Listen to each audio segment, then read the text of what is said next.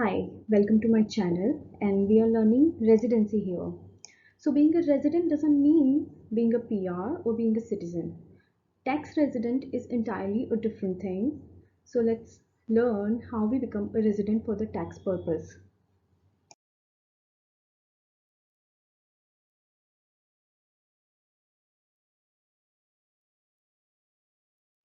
So there are two rules to determine whether a person is a resident or not.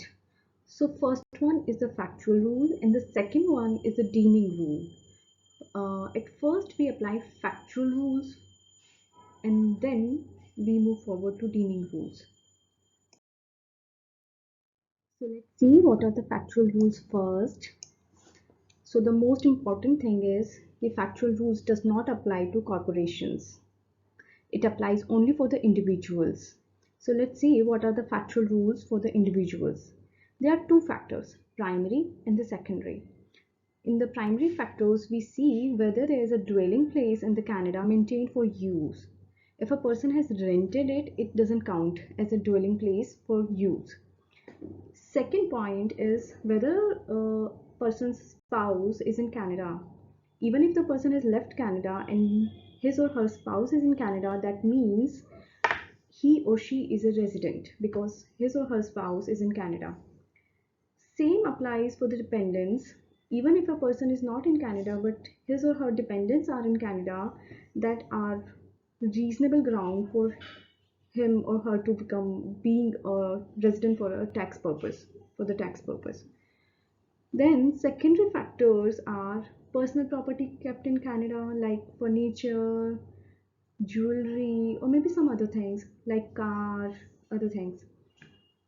And then social and other ties, like it should be important enough for deeming him or her to be a resident. Now let's move to deeming rules for being a tax resident. Let's learn first of all how an individual is deemed to be a tax resident.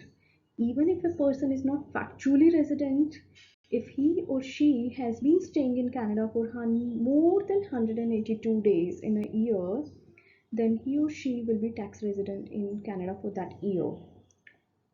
Moving to the corporations, it's very simple. The corporations which have been incorporated in Canada after April 26, year 1965, they are tax residents. And for those corporations whose central management and control is located in Canada, they are also tax residents in Canada. I have kept these notes very short and compact so that they don't become boring. So let's see how a person becomes a non-resident. It's the later of, please notice it's the later of the date individual leaves Canada or his or her spouse and or dependents leave Canada or the date of individual becomes a resident of the new country.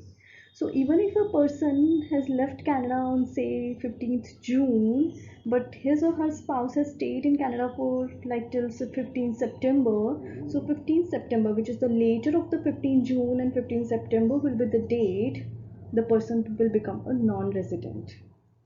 So I think it's very simple. Thank you for watching the video, and if it has been helpful for you, then please like it, subscribe it, and share it with your friends. Thank you so much.